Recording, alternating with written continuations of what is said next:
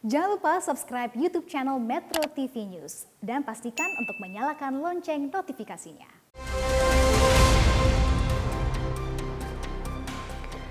Pemirsa, Badan Nasional Penanggulangan Terorisme atau BNPT buka suara usai kriteria penceramah radikal menjadi polemik di tengah masyarakat. BNPT menyebut indikator penceramah itu dibuat untuk kewaspadaan nasional terhadap paham radikal.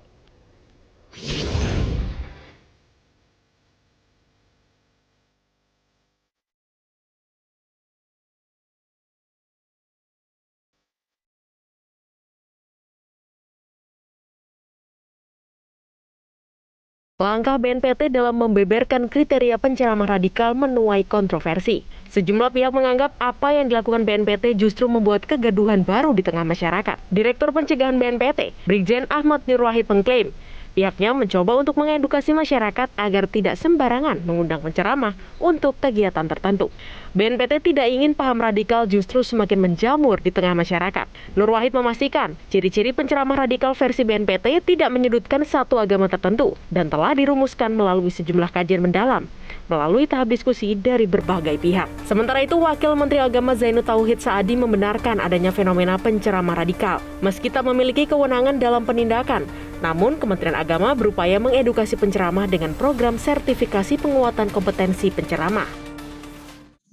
Kementerian Agama tidak memiliki kewenangan untuk melakukan tindakan-tindakan terhadap penceramah tersebut. Tapi Kementerian Agama terus mengedukasi, terus mengajak kepada para penceramah agar di dalam menyampaikan pesan-pesan agama itu harus mendekatkan ya pada nilai-nilai ajaran agama yang ramah, nilai ajaran agama yang damai. Sebelumnya, Presiden Jokowi mengingatkan tentang kedisiplinan nasional dalam Rapim TNI Polri 1 Maret 2022. Presiden mewanti-wanti agar istri anggota TNI Polri agar tidak asal memanggil penceramah. Presiden ingin kegiatan dikoordinasikan dalam kesatuan masing-masing. Harus dikoordinir oleh kesatuan. Kesatuan harus mengkoordinir hal-hal kecil-kecil tadi saya sampaikan, makro dan mikronya, ini mikronya harus kita urus juga. Tahu-tahu mengundang penceramah radikal. Nah, hati-hati. Dari Jakarta, Gemma Tanjung, Metro TV. Kriteria penceramah radikal yang dibeberkan BNPT menuai pro dan kontra. Lalu apa alasan BNPT mencirikan penceramah radikal dan benarkah nama-nama penceramah yang beredar di media sosial yang dimaksud? Kami akan membahasnya bersama dua orang narasumber. Yang pertama ada Deputi Pencegahan BNPT, Brigjen Polisi Ahmad Nur Wahid, dan juga Ketua Majelis Ulama Indonesia Bidang Dakwah Muhammad Khalil Nafis. Selamat malam, Bapak-Bapak. Selamat malam. Assalamualaikum warahmatullahi wabarakatuh. Baik, saya ingin ke Pak Nur Wahid. Selamat malam, Kiai Khalil Nafis. Salam takzim. Baik, Pak Nur Wahid. Jadi sebenarnya kenapa harus dipublish ciri-ciri ini? Yang pertama, ciri-ciri atau indikasi atau kriteria tersebut kita publish sebagai mensikapi arahan, statement, ataupun warning dari Bapak Presiden. Yang perlu diketahui bahwa BNPT itu sebagai lembaga non-kementerian di bawah Presiden atau di bawah pemerintahan. Sehingga tugasnya di dalam rangka penanggulangan terorisme. Kalau kita berbicara penanggulangan terorisme tidak boleh hanya dari hilirnya, dari aspek terorismenya, tetapi sebagaimana amanah undang-undang harus dilakukan secara komprehensif dan holistik, yaitu dari hulu radikalismenya dan hilirnya terorismenya. Nah, kriteria tersebut dimaknai sebagai warning dan menjadi kewaspadaan kita semuanya, karena ini berpotensi pada setiap individu manusia, ya, tidak terikat kepada suku, agama, ras, dan lain sebagainya. Sehingga ketika berbicara penceramah, ini maknanya juga luas, tidak hanya penceramah dalam arti, mohon maaf, misalnya ustadz, tapi juga tokoh agama, bisa jadi juga guru ataupun dosen di bidang keagamaan dan lain sebagainya.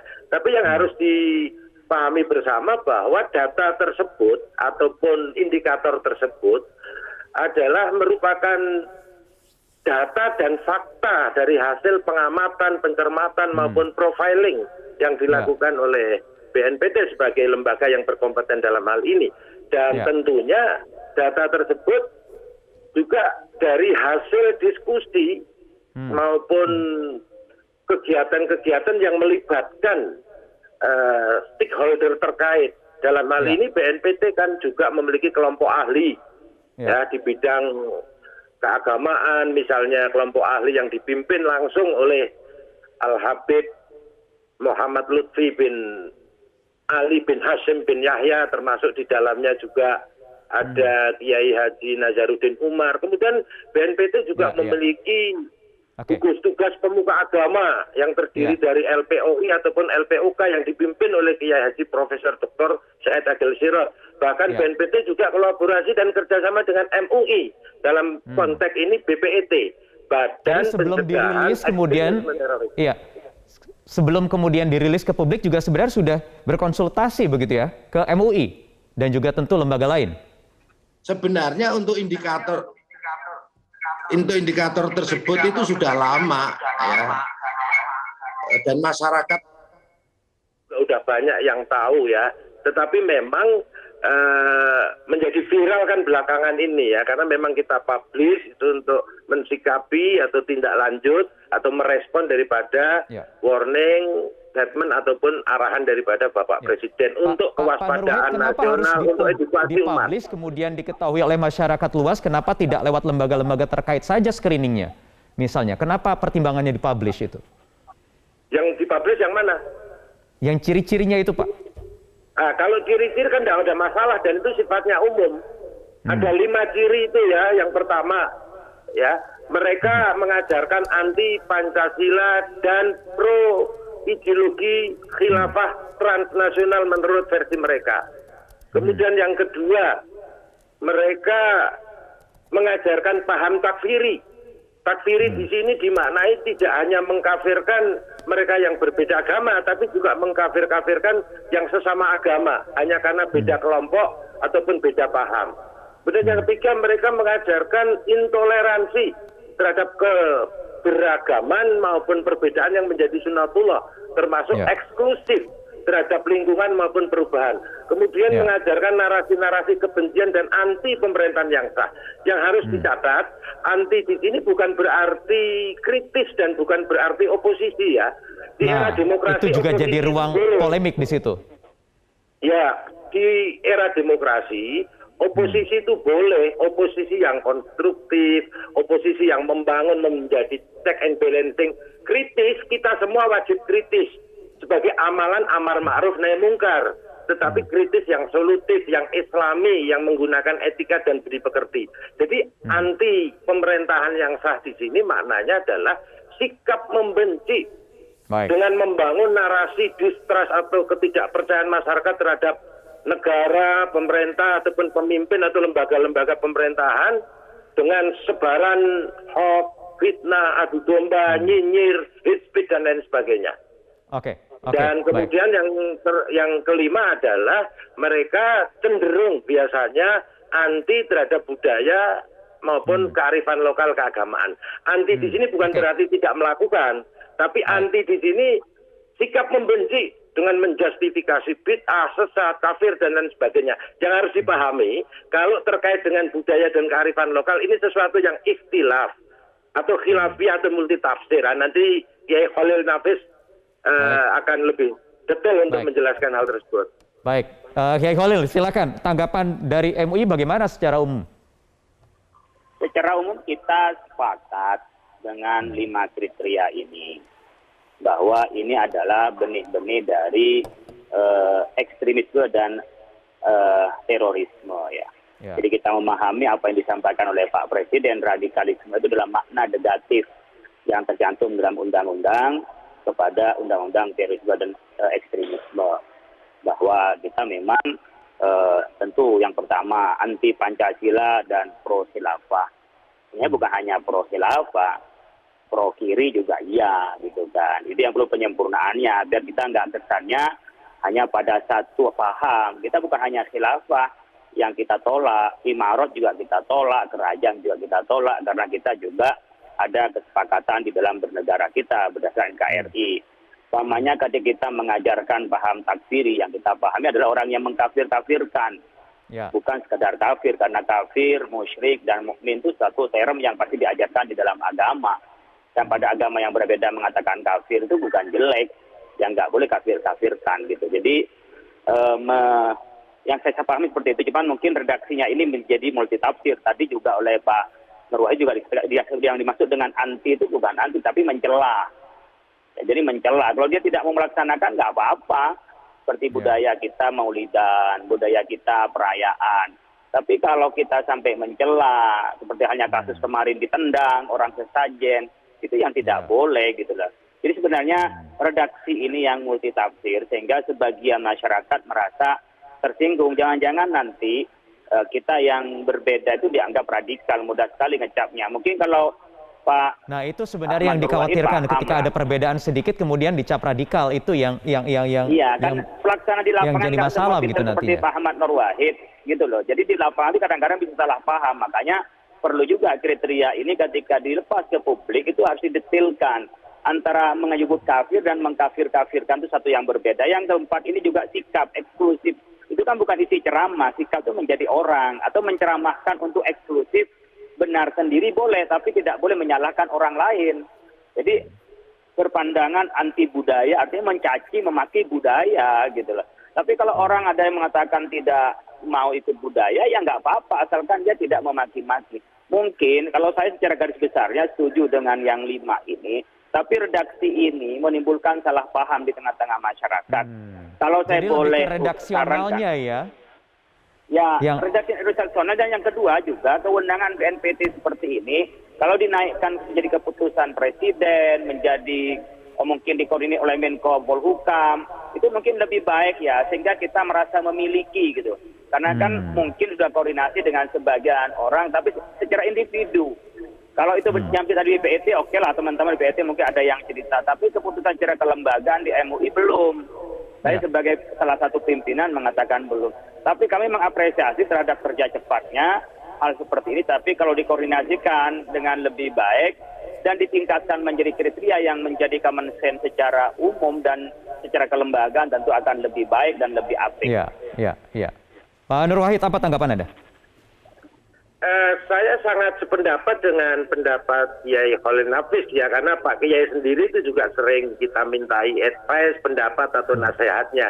Jadi memang di sini kami bermohon berkenanya para ulama, para kiai, para ustadz, para tokoh agama, tokoh masyarakat untuk ikut menjernihkan, ikut mencerahkan, mengedukasi umat ataupun masyarakat terkait dengan statement ataupun kriteria-kriteria dari kami, karena ini bukan lagi sebagai wacana untuk diperdebatkan ya, tapi sudah menjadi suatu formula dan akan kita terus update, akan kita terus evaluasi dan kita kembangkan.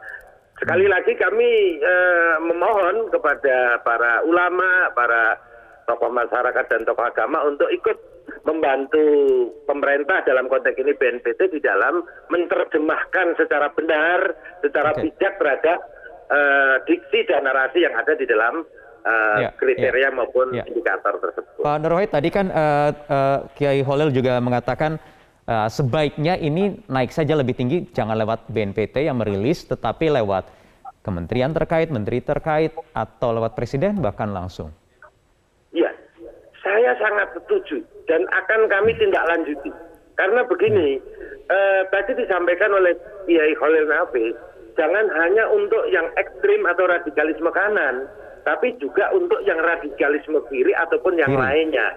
Nah, ini perlu diedukasi masyarakat dan diberikan informasi bahwa negara ini ataupun Indonesia ini selama ini untuk terkait dengan radikalisme atau ekstremisme baru melarang terhadap ekstremisme atau radikalisme kiri, yaitu larangan terhadap ideologi komunisme, Marxisme, dan Leninisme, di mana larangannya pada STAP MPRS nomor 25 Romawi tahun 66 untuk Undang-Undang nomor 27 tahun 99.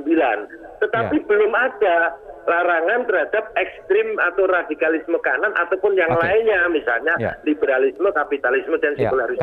Karena kan begini Pak Nur Wahid, tentu ciri-ciri ini nanti akan erat kaitannya dengan penindakan hukum yang tentunya sudah diakomodir lewat undang-undang anti terorisme. Itu yang kemudian bisa menyebabkan polemik di kemudian hari begitu. Betul sekali. Jadi kami mendasari untuk undang-undang itu nomor 5 tahun 2018 tentang tindak pidana terorisme. Termasuk di situ turunannya adalah PP nomor 77 tahun 2019.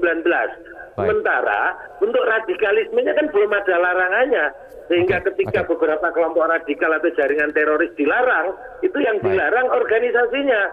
Sementara mereka masih mempropagandakan terhadap ideologi yang jelas-jelas bertentangan dengan ideologi negara Pancasila dan mengancam integrasi bangsa NKRI. Baik. Terakhir, Kiai Holil, menutup dari Anda. Ya, saya pikir bagus Pak Ahmad Nur Wahid bahwa ini bukan satu yang final. Ini adalah sebuah bacaan di masyarakat. Artinya, jangan sampai ini menjadi pegangan di lapangan untuk menjas atau menghukum. Tetapi mewaspadai kepada penceramah yang tidak sesuai dengan NKRI, saya setuju. Oleh karena itu yang saya ajukan dari MUI, kami melakukan standarisasi dari MUI.